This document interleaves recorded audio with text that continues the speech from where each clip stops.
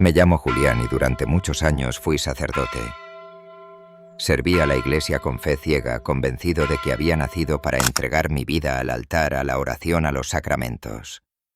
Desde niño crecí en un hogar donde las paredes estaban cubiertas de crucifijos, estampas de santos y fotografías amarillentas de procesiones.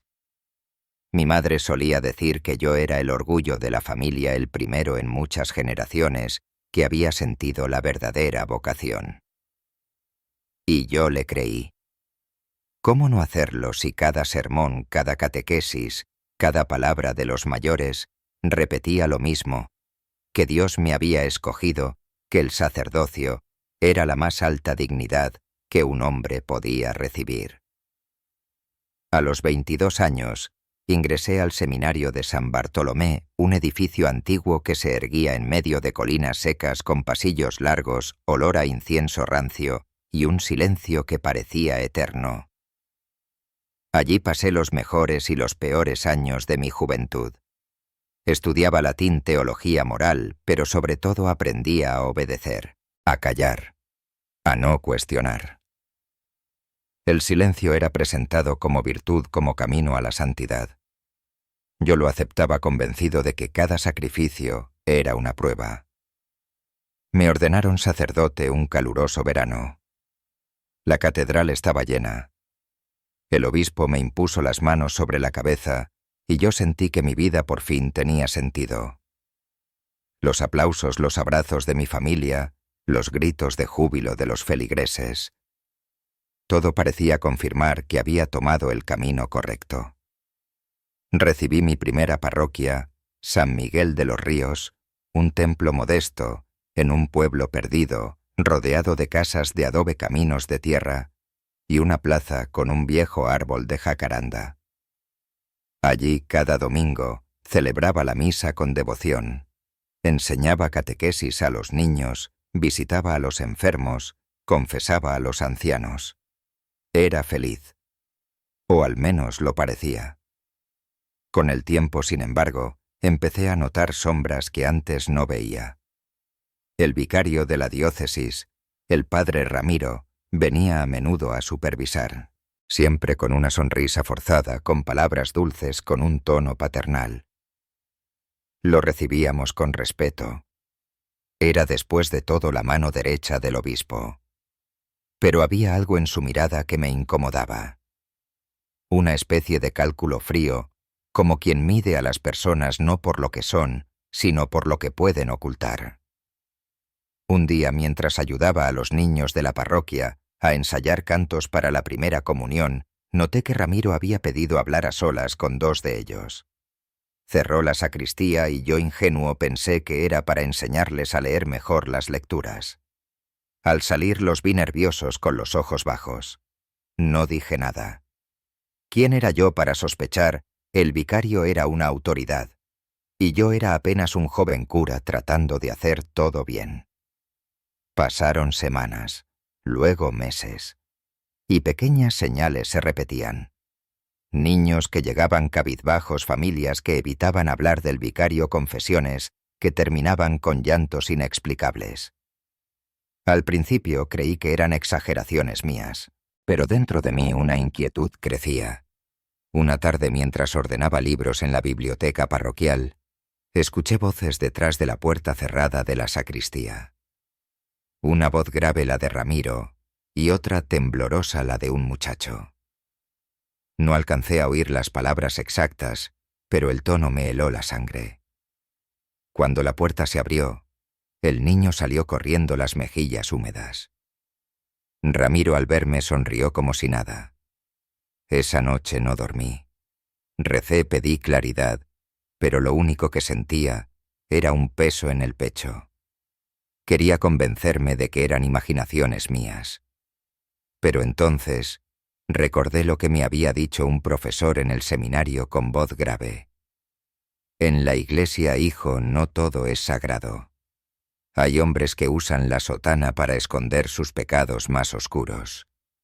Tú solo recuerda, obedece y calla, y sobrevivirás. En aquel momento no entendí la advertencia. Ahora cada palabra resonaba como una campana maldita. Con el paso del tiempo, los rumores crecieron. Una madre se acercó a mí llorando pidiéndome que no dejara a su hijo a solas con el vicario. Cuando intenté hablar con el obispo sobre sus miedos, me interrumpió con una sonrisa gélida. Hermano Julián, cuidado con lo que insinúas. El diablo se aprovecha de los rumores para dividir a la Iglesia. Nuestro deber es proteger la fe, no difundir habladurías. Me quedé mudo. Quise protestar, pero sus ojos me atravesaron como cuchillos. Era una advertencia. A partir de ese día, empecé a ver con otros ojos lo que antes ignoraba.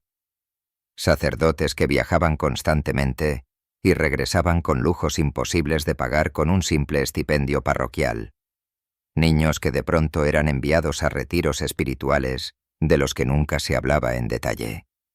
Expedientes de catequistas que desaparecían misteriosamente.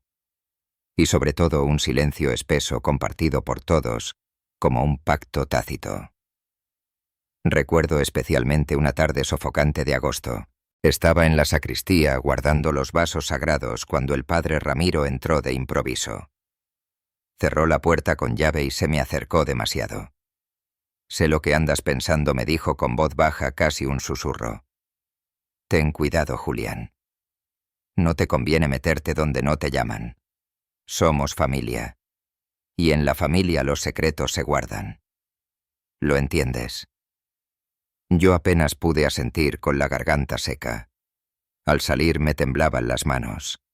Supe entonces que no era imaginación, que algo oscuro se escondía tras los muros de la iglesia. Pero lo peor estaba por venir. Una noche el sacristán, un muchacho humilde que ayudaba con las velas y la limpieza, llegó a mi habitación llorando. Me contó entre sollozos lo que había visto al vicario entrando en la casa parroquial con un niño cerrando la puerta durante horas y luego al pequeño salir pálido tambaleante como si hubiera envejecido en una sola noche. Sentí náuseas. Lo abracé, le pedí calma, pero dentro de mí ardía una certeza terrible. Ya no eran sospechas. Era realidad. Pensé en denunciarlo a la policía. Pensé en escribir una carta a Roma, pero cada vez que intentaba decidir el miedo me paralizaba. ¿Quién me creería? ¿Quién escucharía a un sacerdote joven contra la palabra de un vicario y un obispo? Y lo más terrible, ¿qué sería de mi vocación, de mi vida, de mi familia? Había entregado todo a la Iglesia. Y la Iglesia ahora me pedía callar. Esa noche, mientras el viento azotaba los vitrales de la parroquia y las campanas sonaban solas, me di cuenta de que estaba atrapado. Entre mi fe y la verdad. Entre la obediencia y la justicia. Y supe que tarde o temprano tendría que elegir. Durante días enteros caminé como un fantasma dentro de la parroquia. Celebraba la misa, bendecía casas, escuchaba confesiones, pero por dentro estaba dividido. Cada palabra que pronunciaba en el altar sonaba hueca. ¿Cómo predicar sobre pureza, sobre protección de los más débiles, sabiendo lo que había visto? ¿Cómo mirar a los ojos a los niños del coro, sin sentir la carga de lo que sospechaba? El sacristán que me había confiado su secreto evitaba hablar del tema. Yo lo entendía, su miedo era tan grande como el mío. Si denunciaba, arriesgaba no solo su trabajo, sino su vida en el pueblo, su familia, su nombre. En un lugar donde la Iglesia lo era todo, enfrentarse a un sacerdote era como enfrentarse a Dios mismo. Una tarde decidí escribir un informe. Lo redacté con detalle usando un lenguaje prudente, sin acusaciones directas, solo preocupaciones pastorales. Lo guardé en un sobre y lo llevé al obispado. El edificio era enorme, con corredores alfombrados y olor a cera vieja. Me recibió el obispo en persona. Tomó el sobre, lo hojeó rápidamente y luego me miró con una sonrisa tensa. «Padre Julián», dijo, «entiendo su inquietud, pero debe recordar que la prudencia es la madre de todas las virtudes. Estos asuntos, si se ventilan mal, pueden causar escándalo y destruir la fe de muchos inocentes. Lo mejor es dejar que la diócesis lo maneje. Yo me encargaré. Lo dijo con un tono tan seguro que por un instante quise creerle. Me levanté para despedirme, pero antes de irme me puso una mano pesada en el hombro. Y recuerde, hijo, la obediencia es la mayor prueba de fe. Al salir supe que nada se haría. El sobre con mis palabras desaparecería en algún cajón oscuro. Y yo había quedado marcado como alguien incómodo. Los días siguientes confirmaron mis temores. El padre Ramiro siguió visitando la parroquia con normalidad. Nadie lo cuestionaba. Todo parecía igual en la superficie, pero yo notaba las miradas, los cuchicheos. Algunos feligreses evitaban mi saludo, otros me observaban con desconfianza. Era como si alguien hubiera corrido la voz de que yo era un cura problemático. Una noche recibí una llamada anónima en la casa parroquial. Una voz grave sin presentarse me susurró: «Padre, deje de escarbar. No sabe en qué se está metiendo». Y colgó. Me quedé paralizado con el auricular en la mano. El corazón me golpeaba como un tambor. Era la confirmación de que estaba vigilado, de que mis pasos no pasaban desapercibidos. Intenté encontrar consuelo en la oración. Pasaba horas frente al sagrario suplicando claridad. Pero en lugar de paz lo que sentía era un silencio opresivo, como si incluso Dios guardara silencio. Fue entonces cuando apareció Clara. Tenía apenas 16 años y formaba parte del coro juvenil. Llegó una tarde a la sacristía pálida con los ojos llenos de lágrimas. Cerró la puerta y me pidió hablar en privado. Su voz temblaba cuando me contó lo que había sufrido a manos de un sacerdote durante un retiro espiritual. No dijo nombres, pero yo no necesitaba que lo hiciera. Lo entendí todo. Si hablo, me dijo, mi madre me obligará a callar. Ella venera al obispo. Dirá que yo invento cosas. Por eso vine a usted, padre. Usted es el único que puede ayudarme. Sentí un nudo en la garganta. Quise prometerle protección, pero como yo mismo estaba atrapado. Si decía algo podían expulsarme, podían destruirme. Pero la miré a los ojos y supe que no podía abandonarla. Esa noche escribí de nuevo, esta vez con nombres con detalles. Llevé el informe a la comisaría del pueblo. El comisario me escuchó en silencio con el ceño fruncido. Cuando terminé suspiró y me dijo: «Padre, entiende lo que está haciendo. Está acusando a la Iglesia. Yo no puedo recibir esto. Me costaría mi puesto». Me devolvió los papeles sin siquiera leerlos del todo. Regresé a la parroquia con las manos vacías y el alma en pedazos. Clara confiaba en mí. Y yo no había podido hacer nada. Los días pasaron y la presión aumentaba. Una mañana recibí la visita de 2 hombres de traje oscuro. No eran sacerdotes. Se presentaron como colaboradores de la diócesis. Querían hablar conmigo en privado. Nos sentamos en la biblioteca parroquial. Uno de ellos abrió una carpeta y sacó unas fotos yo caminando por la calle, saludando a feligreses comprando en la tienda. Fotos tomadas en secreto.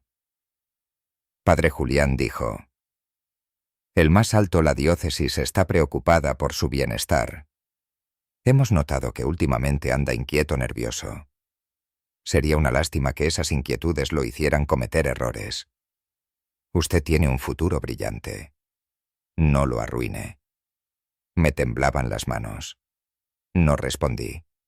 Ellos recogieron las fotos, sonrieron y se marcharon como si nada. Esa noche por primera vez pensé en abandonar el sacerdocio.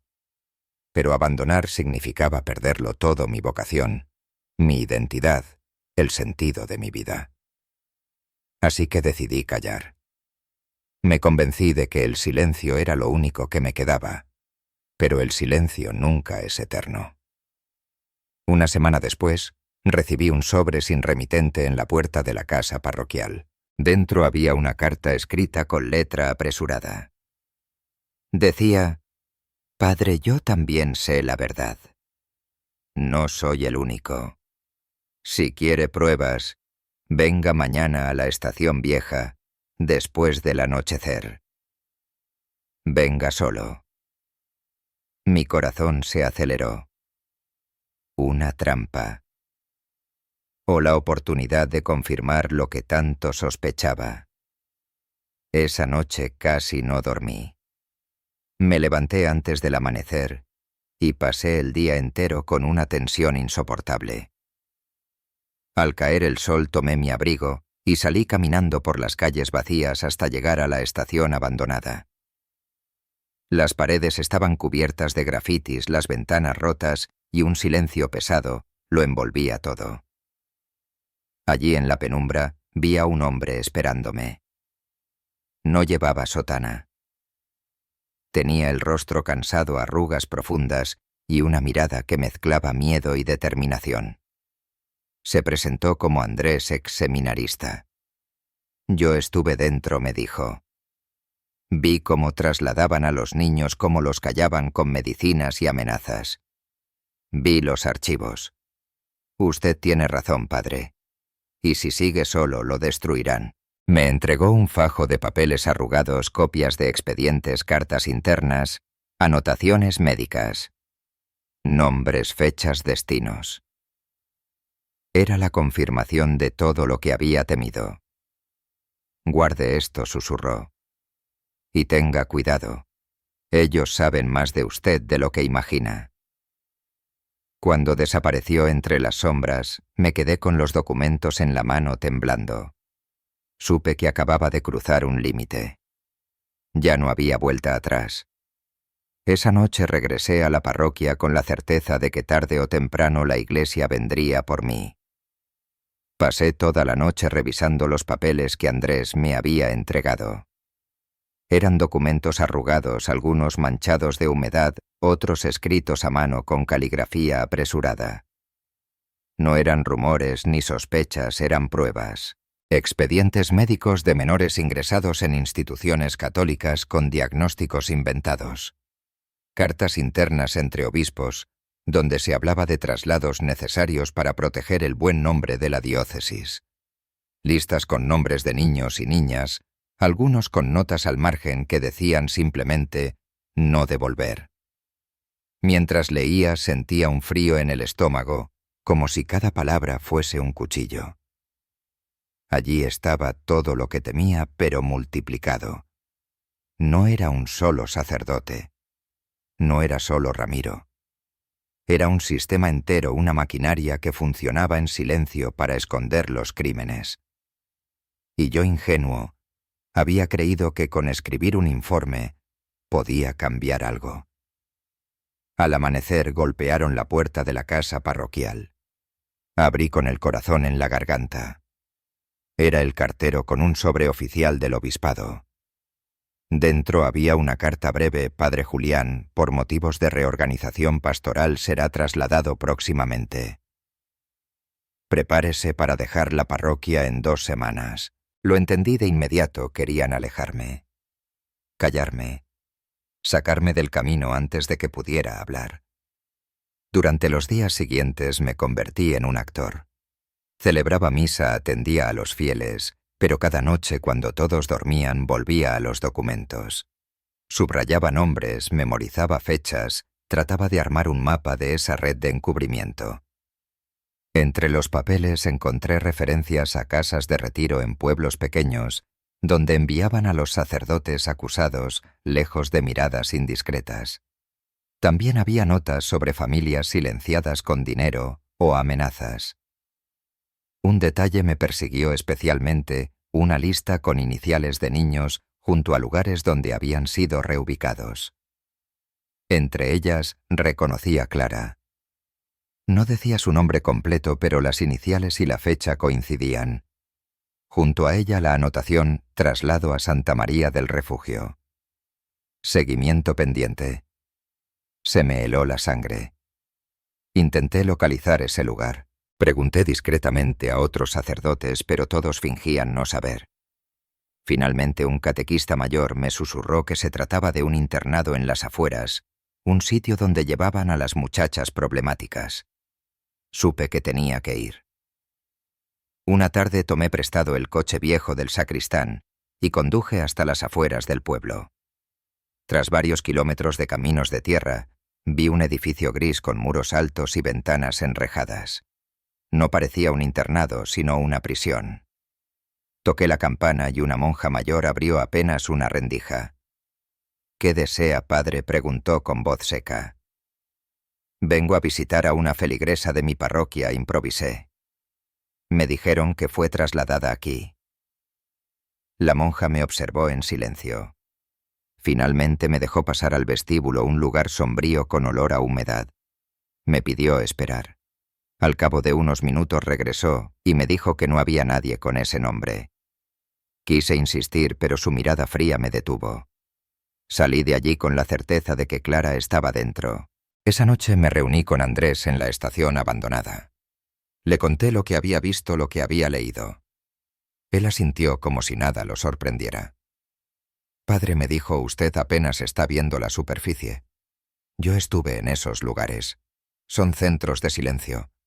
Allí encierran a los niños que hablan demasiado, a las familias que no se dejan comprar y a veces incluso a sacerdotes que intentan denunciar». Lo miré con incredulidad. «¿Sacerdotes también?». «Sí», dijo él. Algunos desaparecieron para siempre. Otros regresaron, cambiados, obedientes, callados. Un escalofrío me recorrió la espalda. Ese era mi destino si seguía adelante. Días después recibí una llamada inesperada. Era Clara. Su voz sonaba débil, entrecortada. Me dijo que había logrado llamar desde un teléfono escondido. Estaba en el internado de Santa María del Refugio. Me suplicó que la ayudara. Antes de que pudiera responder, la línea se cortó. El miedo me paralizó. Si intentaba sacarla, me exponía a todos, pero si no lo hacía, la perdería. Pasé horas en vela caminando de un lado a otro con la nota de Andrés en un bolsillo y la voz de Clara resonando en mi cabeza. Al día siguiente, mientras celebraba la misa, noté algo extraño. En la última fila de la iglesia había dos hombres trajeados observándome fijamente. No eran feligreses, no rezaban, solo me miraban. Cuando terminó la misa se marcharon sin decir palabra. Comprendí el mensaje, sabían que yo sabía. Y me vigilaban. Esa misma noche alguien tocó la puerta de la casa parroquial. Abrí con cautela. Era una mujer desconocida con el rostro cubierto por un velo oscuro. Se presentó como Teresa, antigua religiosa. Me dijo que había huido de uno de esos centros hacía años y que llevaba tiempo escondida. Me contó que dentro había visto cosas terribles: niños medicados, castigos físicos, expedientes falsificados. Me habló de sacerdotes que entraban y salían a cualquier hora protegidos por la superiora y por el obispado. «Padre», me dijo con lágrimas en los ojos, «si sigue adelante su vida correrá peligro. Pero si no lo hace, ellos seguirán destruyendo a inocentes. Usted decide». Aquella noche por primera vez sentí que no estaba solo. Había más voces, más víctimas, más testigos. Una red de silencios rotos que buscaban salir a la luz. Guardé los papeles de Andrés, las palabras de Teresa y la llamada de Clara como un tesoro maldito. Y tomé una decisión: iba a recopilar todo, iba a reunir cada prueba, y aunque me costara el sacerdocio, mi nombre y mi vida, iba a hablar. No sabía aún cómo ni ante quién, pero lo sabía: la Iglesia había escondido demasiado tiempo sus crímenes, y yo ya no iba a ser parte de ese silencio. Lo que no imaginaba era hasta dónde llegarían ellos para impedirlo. Durante semanas viví con la sensación de estar cercado. Cada paso que daba parecía observado, cada palabra que pronunciaba podía ser usada en mi contra. Los hombres de traje volvieron a aparecer en más de una misa, sentados en silencio, sin rezar, con los ojos fijos en mí. Los feligreses Empezaron a murmurar que yo estaba extraño, que me notaban tenso diferente. El obispo, en cambio, no tardó en actuar. Me citó en su oficina un lunes por la mañana. El despacho estaba adornado con crucifijos dorados, retratos de papas y un enorme escritorio de caoba. Él me recibió con una sonrisa gélida. Padre Julián dijo con voz pausada: «Hemos recibido quejas sobre su comportamiento. Dicen que anda esparciendo dudas, sembrando rumores. Eso no es propio de un sacerdote. Usted debe dar ejemplo de unidad». Yo respiré hondo y respondí con cautela: «Excelencia, lo que hago no es sembrar dudas, sino preocuparme por mis feligreses. Hay testimonios, hay pruebas. No podemos cerrar los ojos». Su mirada cambió. Ya no sonreía. «¿Pruebas?», repitió con un tono seco. «Hijo, la Iglesia no necesita pruebas humanas. Necesita fe. Y la fe se protege del escándalo. No olvide su voto de obediencia». Su voz se volvió más dura. «Si insiste en este camino, no solo pondrá en riesgo su ministerio, sino también a quienes ama». Me quedé helado. Era una amenaza directa. No hablé más. Asentí y salí con el corazón golpeando en el pecho. Esa misma tarde, alguien dejó un sobre bajo la puerta de mi casa parroquial. Dentro había fotos de mi madre y mi hermana tomadas sin que ellas lo supieran. Eran imágenes cotidianas en el mercado, saliendo de misa, caminando por la plaza. Al pie de las fotos, un mensaje escrito a mano: «Cuide de las suyas, padre». El silencio protege. No dormí esa noche. Sentí miedo, rabia y desesperación. Por un instante, pensé en rendirme, en destruir los documentos y fingir que nada había pasado. Pero luego recordé la voz de Clara pidiéndome ayuda a los ojos de Teresa, contándome lo que había vivido, los papeles de Andrés, llenos de nombres borrados. Si yo callaba todo, seguiría igual. Empecé a organizar los archivos en secreto. Los escondí en diferentes lugares, algunos en la sacristía, otros en la casa de un feligrés de confianza, otros enterrados en una caja metálica bajo el jardín parroquial. Sabía que si los encontraban conmigo, sería el final. Una noche, mientras revisaba una de las carpetas, encontré un documento que me heló la sangre. Era un memorando interno firmado por el obispo. En él se instruía trasladar al padre Ramiro a otra parroquia de la diócesis por motivos pastorales, sin mencionar una sola palabra sobre las acusaciones. El lenguaje era limpio, burocrático, perfecto para ocultar la verdad. En la esquina inferior había una nota manuscrita: «El silencio evita el escándalo. Dios lo perdona todo». Sentí náuseas. No solo lo encubrían, lo promovían. Lo protegían. Decidí que necesitaba apoyo fuera de la Iglesia. Pensé en acudir a la policía, pero ya lo había intentado sin éxito. Recordé entonces a Elena, una fiscal de la región, que había visitado la parroquia años atrás para una charla sobre derechos de la infancia. A través de un contacto logré ubicarla. Le envié una nota anónima pidiéndole una reunión urgente. Nos vimos en un café discreto de las afueras. Elena llegó puntual con un cuaderno bajo el brazo. Me miró con desconfianza al principio, pero cuando le mostré algunos de los documentos, su expresión cambió. «Padre, esto es gravísimo», susurró. «Con esto podemos iniciar una investigación formal. Pero debe entender, si sale a la luz, usted quedará marcado para siempre». «Ya estoy marcado», respondí. Ella me pidió copias. Prometió mantenerlo bajo reserva y me advirtió: «Ellos tienen poder, contactos, dinero. No se quedarán quietos». Tenía razón. Días después recibí otra carta del obispado. Mi traslado ya no sería dentro de la diócesis, sino al extranjero, para ampliar mi formación espiritual. Era la excusa perfecta para sacarme del país. Lo entendí: si aceptaba, desaparecería. Como tantos otros. Decidí resistir. Me negué a irme. Y entonces empezaron las represalias. Algunos feligreses dejaron de asistir a misa. Otros repetían rumores de que yo estaba enfermo, que había perdido la fe, que me habían visto beber en secreto. Todo mentira sembrada desde arriba. Los hombres de traje me seguían incluso cuando iba al mercado. El sacristán temeroso me confesó que lo habían interrogado sobre mí.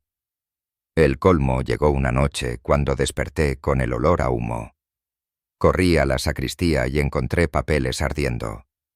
Alguien había entrado a prender fuego. Logré apagarlo a tiempo, pero parte de los documentos quedaron chamuscados. Supe que no podía seguir guardándolos allí. Me refugié en la casa de un amigo de confianza, un maestro jubilado que siempre había cuestionado el poder eclesiástico. Allí escondí lo que quedaba. Pasaba las noches escribiendo todo lo que recordaba, cada detalle, cada nombre. Era mi manera de asegurarme de que si algo me pasaba, la verdad no moriría conmigo. Una madrugada, mientras escribía a la luz de una vela, recibí un mensaje por debajo de la puerta. Una sola frase escrita en letras grandes. Todavía puede detenerse. Supe que el tiempo se agotaba. Esa misma mañana Elena me llamó. Había revisado los documentos, había hablado con algunas familias y tenía pruebas suficientes para abrir un caso. Pero necesitaba mi testimonio formal. Padre Julián me dijo: si declara oficialmente, iniciaremos el proceso. Pero a partir de ahí, no habrá marcha atrás. Respiré hondo. Miré las carpetas, las fotos, las cartas. Recordé a Clara, a Teresa, a los niños sin nombre en las listas. Y respondí: estoy listo. No sabía que con esas palabras estaba firmando también mi sentencia. El día que fui a declarar ante la fiscal Elena, amaneció gris con una llovizna persistente que parecía no querer irse. Me levanté temprano, celebré una misa breve para los pocos feligreses que aún asistían y luego caminé hasta la comisaría donde me esperaban. Cada paso me pesaba como si supiera que al cruzar esa puerta ya no habría retorno. Elena me recibió en una sala pequeña, sin ventanas, con paredes desnudas. Estaba acompañada por un escribiente y un grabador encendido. Me ofreció agua. Me miró con seriedad y me pidió que hablara con calma. Y hablé. Conté todo lo que vi, lo que escuché, las llamadas anónimas, las amenazas, las fotos de mi familia, los documentos que Andrés y Teresa me habían entregado, la llamada desesperada de Clara. Hablé durante horas, hasta que la voz se me quebró. Cada palabra era un golpe en el pecho, pero también una liberación. Cuando terminé, Elena apagó el grabador y me miró con gravedad. Padre Julián, ahora esto está oficialmente en manos de la justicia. Le advierto, el proceso será largo y duro, y usted será el primero en ser atacado. No se equivocó. Esa misma semana los periódicos locales publicaron titulares escandalosos: sacerdote acusado de difundir rumores falsos contra la Iglesia. Padre cuestiona a sus superiores por celos y resentimientos. Mi nombre aparecía en cada nota acompañado de frases sacadas de contexto. Algunos decían que yo estaba mentalmente inestable, otros que me habían visto con mujeres en secreto, insinuaciones absurdas, diseñadas para destruir mi reputación. Los feligreses me miraban con desconfianza. Algunos me daban la espalda al salir de misa. Otros murmuraban que yo era un traidor, que había dejado que el diablo me confundiera. Sentí el peso del aislamiento. La soledad era absoluta. Pero no estaba completamente solo. Elena me llamó para decirme que varias familias habían empezado a presentarse de manera anónima, compartiendo historias parecidas. Eran pocos con miedo, pero era un comienzo. Una noche, mientras regresaba a la casa parroquial, vi un coche negro estacionado frente a la plaza. Dentro había 2 hombres, los mismos que me habían visitado con las fotos. Me siguieron con la mirada hasta que entré a la iglesia. No se movieron. Se quedaron allí horas como recordándome que no tenía dónde huir. Ese mismo día recibí una visita inesperada. Era el padre Ramiro. Entró a la parroquia con su sonrisa de siempre, pero con los ojos más fríos que nunca. Se sentó en la primera fila, me llamó con un gesto y me dijo: «Hermano, todavía está a tiempo. La Iglesia sabe cómo perdonar a los suyos. Reconozca que se equivocó. Diga que todo fue un malentendido y todo esto desaparecerá». ¿Y Clara? ¿Y los otros niños?, le respondí con la voz temblorosa. Sonrió como si mi pregunta fuera un capricho ingenuo. Los niños olvidan, Julián. La Iglesia permanece. Me quedé mudo. Supe que no había nada de humano en esa mirada. Solo poder. Solo cálculo. Esa noche recibí una segunda advertencia. Al abrir la puerta de la sacristía, encontré un crucifijo roto tirado en el suelo, con una nota atada al brazo de «Cristo calla o terminarás igual». Dormí con la sensación de que cada sombra podía esconder un enemigo. Pero algo me sostuvo, una llamada breve hecha desde un número desconocido. Reconocí la voz de Clara. «Padre, sigo aquí. No me deje sola». Y se cortó. Ese susurro bastó para devolverme fuerzas. No podía rendirme. Elena me informó que el caso había escalado, ya no era solo un expediente local. Había llegado al Ministerio Público. Se iniciarían pesquisas en varios conventos y casas de retiro. Pero también me advirtió: «Padre, las resistencias serán brutales. Ya empezaron a mover sus influencias en la capital. Lo quieren desacreditar, sacarlo de en medio. Cuídese». Las represalias no tardaron en intensificarse. Una madrugada alguien lanzó piedras contra las ventanas de la casa parroquial. Otra noche el sacristán encontró la puerta principal forzada y varios objetos sagrados tirados en el suelo, como si hubieran querido profanar el templo para culparme. Todo indicaba lo mismo: querían quebrarme, hacerme perder el control, obligarme a renunciar. En medio de ese caos, busqué de nuevo a Andrés. Lo encontré en la estación abandonada, con la mirada cansada. Me confesó que estaba siendo perseguido también, que había recibido amenazas de muerte. «Padre», me dijo, «la diferencia entre usted y yo es que yo ya lo perdí todo. Usted todavía puede salvarse». Lo miré a los ojos y respondí: «Si me salvo solo, no me salvo de verdad». Él asintió, aunque con tristeza. Pocos días después llegó la noticia que me dejó sin aliento. Clara había sido trasladada de nuevo. Nadie sabía a dónde. Ni siquiera en los papeles de Andrés había pistas. Era como si la hubieran borrado. Esa desaparición me atormentaba. Sentía que todo mi esfuerzo era inútil si no podía rescatarla. Pasaba las noches revisando cada documento, cada nota, buscando una pista. Y entonces encontré algo. Una carta olvidada entre los papeles chamuscados del incendio en la sacristía. Era breve, con fecha de hacía años, firmada por un sacerdote desconocido. Decía: «El convento de San Ignacio guarda a las que saben demasiado. Allí el silencio es ley». Sentí un escalofrío. Era la primera pista clara en semanas. Al día siguiente fui a ver a Elena. Le mostré la carta, le conté lo de Clara. Ella frunció el ceño, tomó nota y me dijo que intentaría verificar. «Pero cuidado», Julián añadió. «Si realmente está ahí, no intente ir solo. Puede ser una trampa». Asentí, pero por dentro sabía que no podía esperar. Esa noche, mientras escribía en mi cuaderno, pensé en todo lo que había perdido: mi paz, mi reputación, mi comunidad, y en lo que aún podía perder: mi vida. Pero también pensé en Clara, en Teresa, en los nombres sin rostro en aquellas listas. Decidí que aunque fuera lo último que hiciera, iría a ese convento.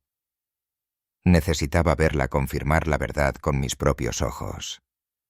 No imaginaba que lo que me esperaba allí superaría todo lo que había visto antes.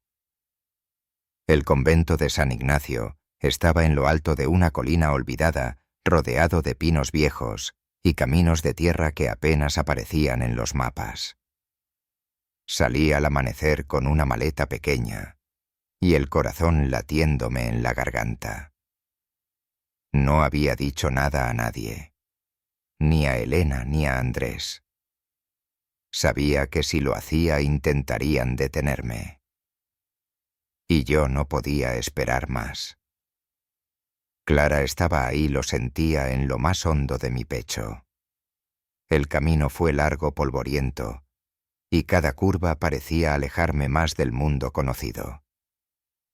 El silencio del campo me envolvía como un manto espeso roto solo por el crujir de las ruedas sobre la grava. Cuando finalmente vi las murallas grises del convento, comprendí que había entrado en un territorio distinto, un lugar donde las reglas eran otras. El portón principal estaba cerrado. Toqué la campana y una monja apareció tras la reja. Era mayor de rostro curtido y ojos apagados. —¿Qué desea, padre? —preguntó con voz seca. Respiré hondo y usé la excusa que había preparado. —Soy sacerdote de la diócesis. Vengo a traer una carta para la Madre Superiora. La monja me observó unos segundos que parecieron eternos. Finalmente abrió la puerta y me dejó pasar. El aire dentro era pesado, cargado de humedad, y un olor a encierro que me recordó a las celdas viejas del seminario. Me condujo a un pasillo estrecho iluminado apenas por lámparas de aceite. Los muros rezumaban agua, y el eco de nuestros pasos retumbaba con un tono sepulcral. Llegamos a una sala donde me pidió esperar. Me senté en un banco de madera con la carta ficticia en el bolsillo y traté de calmar mi respiración. A los pocos minutos apareció la Madre Superiora, una mujer corpulenta con gafas gruesas y una sonrisa que no alcanzaba a los ojos. «Bienvenido, padre», dijo con voz suave, demasiado suave. «¿Qué lo trae hasta aquí?» Le entregué la carta improvisada, donde fingía transmitir un saludo del obispo. Ella la leyó con calma, luego me miró y dijo: «Hace tiempo que no recibimos visitas. Pero toda presencia sacerdotal es siempre bienvenida». Sentí que sus palabras eran un disfraz. Sus ojos me examinaban como un depredador mide a su presa. Mientras hablábamos, escuché algo detrás de las paredes, pasos apresurados, un murmullo lejano, un sollozo ahogado. Mi piel se erizó. «¿Puedo conocer las instalaciones?», pregunté fingiendo interés pastoral. La madre me miró unos segundos, luego sonrió. «Claro, acompáñeme». Recorrimos pasillos interminables, celdas vacías, salas de oración sin ventanas. Todo olía a encierro y a polvo. En cada esquina había monjas en silencio con la cabeza gacha que parecían sombras más que personas. El silencio era tan absoluto que cada tos, cada respiro, retumbaba como un trueno. Cuando llegamos al sótano, la madre se detuvo. «Aquí no hay nada que mostrar», dijo con firmeza. Pero detrás de la puerta sentí un aire distinto. Un olor metálico mezclado con humedad. Y escuché algo. No era imaginación, eran voces apagadas. Voces de niñas. La madre cerró la puerta con llave y me condujo de nuevo hacia arriba. «El descanso es importante, padre», dijo con un tono que sonaba más a orden que a consejo. «Lo alojaremos esta noche en la celda de huéspedes. Mañana podrá marcharse». No respondí. Asentí con la cabeza, pero dentro de mí la decisión ya estaba tomada. Esa noche no dormiría. Tenía que saber qué escondían ahí abajo. Me llevaron a una celda sencilla con una cama de hierro y una mesa con un crucifijo. La puerta se cerró por fuera. Esperé horas hasta que todo quedó en silencio. Luego me levanté, empujé con cuidado la ventana, pero estaba enrejada. No había salida. Me acerqué a la puerta. Oí pasos lejanos. Esperé. Cuando todo se calmó, saqué una horquilla que llevaba escondida en el bolsillo de la sotana. Tardé varios minutos, pero finalmente logré abrir la cerradura. El clic resonó como un disparo en la oscuridad. Salí al pasillo en silencio, conteniendo la respiración. Caminé hacia el sótano guiado por mi memoria. El aire se volvía más frío a medida que descendía. Al llegar a la puerta cerrada vi que la cerradura era distinta, más robusta. No tenía forma de abrirla. Me quedé allí paralizado cuando de repente escuché un sonido. Un susurro desde dentro. «¿Padre?» Mi corazón dio un vuelco. Reconocí esa voz. Era Clara. «Estoy aquí», susurré pegando la frente a la puerta. «Te voy a sacar». Del otro lado la escuché sollozar. «Nos tienen encerradas. Somos muchas. No nos dejan hablar». Me mordí los labios para no gritar. «Aguanta, Clara. Te prometo que saldrás». Pasos. Corrí y me escondí detrás de un pilar. 2 monjas bajaron con linternas. Abrieron la puerta del sótano y entraron con una bandeja. Alcancé a ver fugazmente celdas alineadas, figuras pequeñas, sentadas contra la pared, rostros pálidos. Luego la puerta se cerró de golpe. El aire me faltaba. Había visto lo suficiente. Regresé a mi celda sin hacer ruido, cerré la puerta por dentro y me arrodillé. Rezaba, pero ya no era oración. Eran lágrimas mezcladas con rabia. Al amanecer, la Madre Superiora me esperaba en la salida. Me entregó un rosario de cuentas negras. Para que recuerde que el silencio también es una forma de fe, dijo. Supe que lo sabía. Sabía que yo había escuchado, que había visto. Pero también sabía que me dejaría marchar. Porque así funcionaba el juego, ellos confiaban en el miedo para callarnos. Tomé el rosario, fingí gratitud y me fui. Cuando estuve lejos con el convento ya reducido a una sombra en el horizonte, me derrumbé sobre el volante. Clara estaba viva. Había otras niñas, y yo tenía que sacarlas de allí. No era solo una misión espiritual, era una guerra. Regresé del convento de San Ignacio con el alma en pedazos. En mi mente seguían resonando las voces que había oído tras aquella puerta cerrada. Voces de niñas, de adolescentes clamando en silencio. Y entre ellas la de Clara.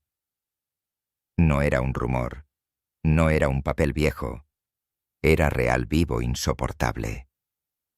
Esa noche no dormí. En mi cuarto, con las carpetas abiertas sobre la mesa, me repetía una y otra vez la misma pregunta. ¿Hasta dónde estaba dispuesto a llegar?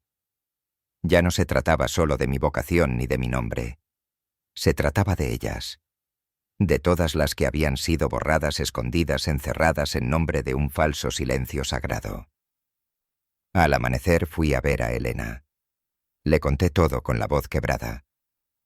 Ella me escuchó con atención, tomó nota y me miró con un gesto que mezclaba determinación y miedo. Si lo que dice es cierto, esto es mucho más grande de lo que imaginábamos, me dijo. Pero entrar ahí requiere orden judicial. Y eso puede tardar meses, años incluso. Ellas no tienen años, le respondí. Quizás no tengan ni semanas. Elena apretó los labios. Lo sé, pero si usted se mueve solo lo destruirán. Y si lo atrapamos mal, la Iglesia dirá que todo es un invento. Necesitamos pruebas sólidas, grabaciones, testimonios. Me fui con el corazón ardiendo. Sabía que tenía razón. Pero también sabía que Clara estaba esperando. Los días siguientes fueron una mezcla de paranoia y decisión. Los hombres de traje me seguían a cada paso. El obispo envió otra carta oficial esta vez, exigiendo mi traslado inmediato al extranjero. La prensa local continuaba publicando notas contra mí, que había perdido la fe, que era un fanático, que estaba loco. Todo apuntaba a dejarme aislado, debilitado, sin apoyo. Una tarde, al salir de la parroquia, alguien me deslizó un papel en la mano y desapareció entre la gente. En él había una sola frase escrita con letra temblorosa. No nos olvides, la noche es larga. Sentí que era de Clara, y supe que era una súplica. Fue entonces cuando tomé la decisión final. Llamé a Andrés. Le conté lo que había visto en San Ignacio. Me escuchó en silencio, y luego me dijo: «Padre, si va yo voy con usted». Nos reunimos esa misma noche en la estación abandonada. Llevaba conmigo una pequeña grabadora escondida, un cuaderno con copias de los documentos más importantes y una linterna. Andrés traía un juego de herramientas rudimentarias. Sabíamos que era una locura, que podíamos morir. Pero también sabíamos que si no lo hacíamos, nadie más lo haría. Llegamos a San Ignacio pasada la medianoche. La luna apenas iluminaba el camino. Saltamos el muro trasero esquivando maleza y piedras hasta alcanzar la entrada del sótano.